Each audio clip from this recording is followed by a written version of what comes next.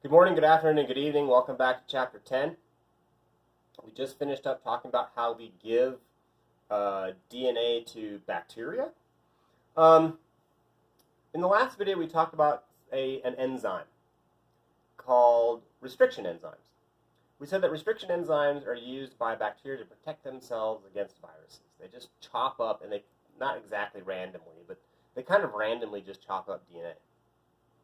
And we said we were able to pull out a section of gene, a section of DNA, and give it to bacteria, and in doing that, we were able to make bacteria make insulin. Scientists tried to use this method to get bacteria to make a whole bunch of other hormones that would be useful for people who have deficiencies, people that can't make those hormones. And they found that it wasn't working right. They would give them the gene that was supposed to be the right gene for making a particular hormone, and the hormone never worked. This is before we understood that a particular gene can actually be the instructions for more than one protein. You've got to edit out the bits and pieces that aren't supposed to be there, and we don't know how to do that. We don't know how to edit out those bits and pieces that weren't supposed to be there. What we did instead to get around this problem is we found that there are actually some viruses that make a unique enzyme we'd never heard of before, and this unique enzyme was called reverse transcriptase. So, ACE, what is it? It's an enzyme. Enzymes make or break something. What does this one do? Well, transcript, remember that transcription is taking DNA and making a messenger RNA copy of it. This is reverse transcriptase. This is an enzyme that reverses the process of transcription. Reversing transcription means I start with a piece of RNA and I make DNA from it. This was kind of revolutionary when we discovered this enzyme. It's only found in some viruses called retroviruses. HIV, you've heard of that one, is a retrovirus. We only discovered it in some special viruses called retroviruses that use RNA as their genetic information. They have this enzyme which reverses the process. So this virus infects a cell, it injects its RNA, and then injects this enzyme in with it. The enzyme will then make a DNA copy out of the RNA, and now the cell will follow the DNA and will make more viruses. Woohoo! Well, what we can do with that is, for these hormones, we were having problems getting the right instructions from, which, as far as we understood at the time. It should work just fine, and it's not working. We don't get why it's not working. Now what I do is I find a cell that's already making the product that I want. And I extract the messenger RNA. It's making the stuff that I want. It has to have messenger RNA for the instructions for that stuff that I want. I extract that messenger RNA. I mix it with reverse transcriptase. That messenger RNA has already had the bits and pieces cut out, the extra stuff that doesn't work. I mix it with reverse transcriptase, and reverse transcriptase makes the DNA gene for me. And because you can't screw up DNA once you've got the directions, you can just make copies of it. The process of just making copies of it is called polymerase chain reaction. This is an artificial method of replicating DNA. When you heat DNA up, it will separate.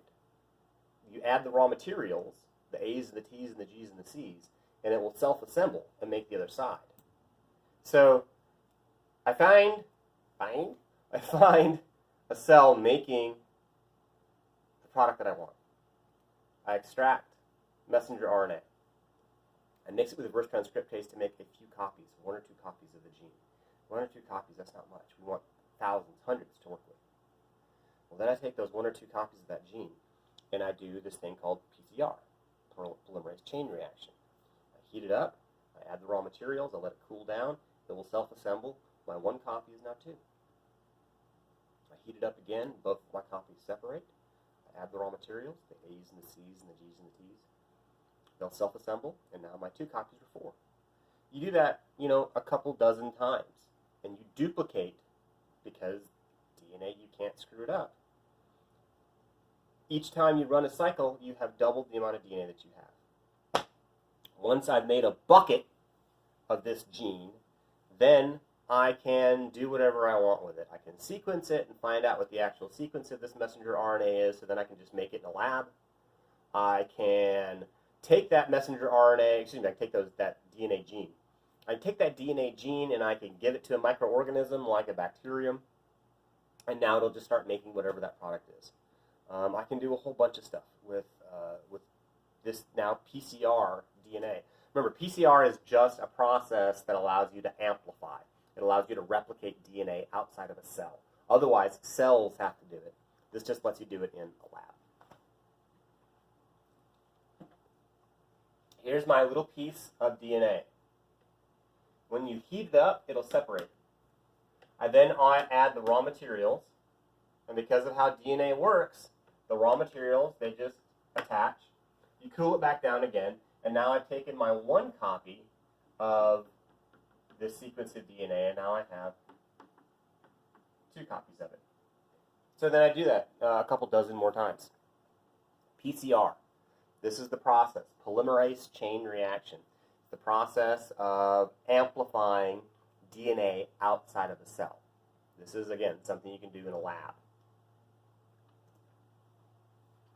We can, as we said, we can take that DNA that we made through PCR and we can sequence it. We can put it in a microorganism.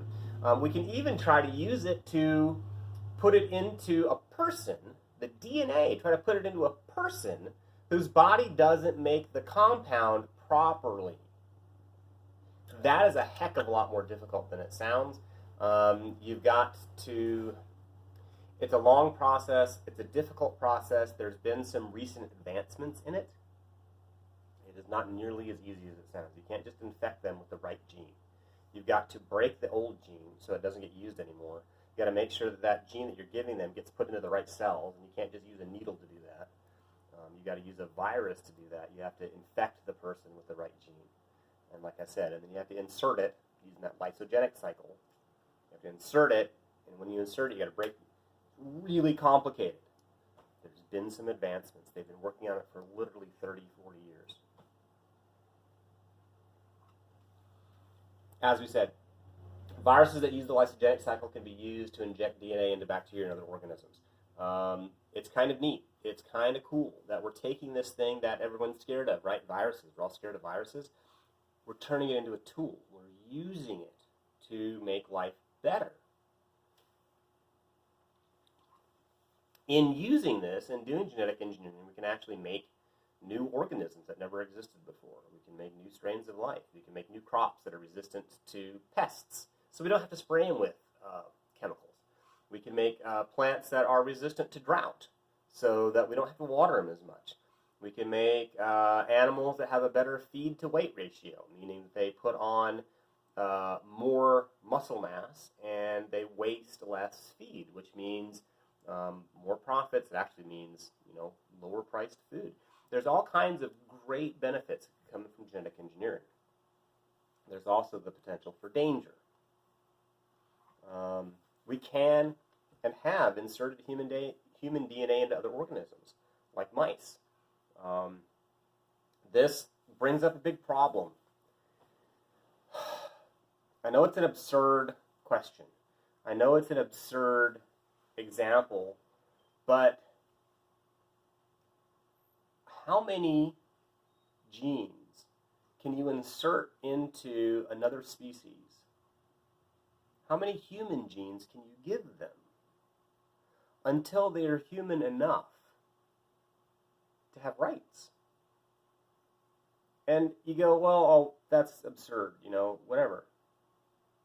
Pretty much any condition that you say, well, humans can do this, and if you can't do that, then you're not a human.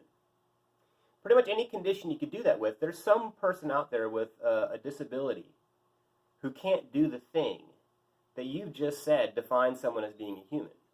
So does that mean they're not a human? And we would all agree, absolutely, that's not true. So how human is human? And again, this is early days, but it is something to think about. How many genes can I put into a mouse until the mouse has rights? Until the mouse can, do we have to wait until it says, don't stab me anymore? Is that how far we have to go? There's not an easy answer, but there have been tons of science fiction movies about this, and I mean, we're doing it. We've put human DNA into a mouse. I'm not saying that mouses are rights, like the right to vote, but if this continues, how far before the mouse does deserve the right to vote?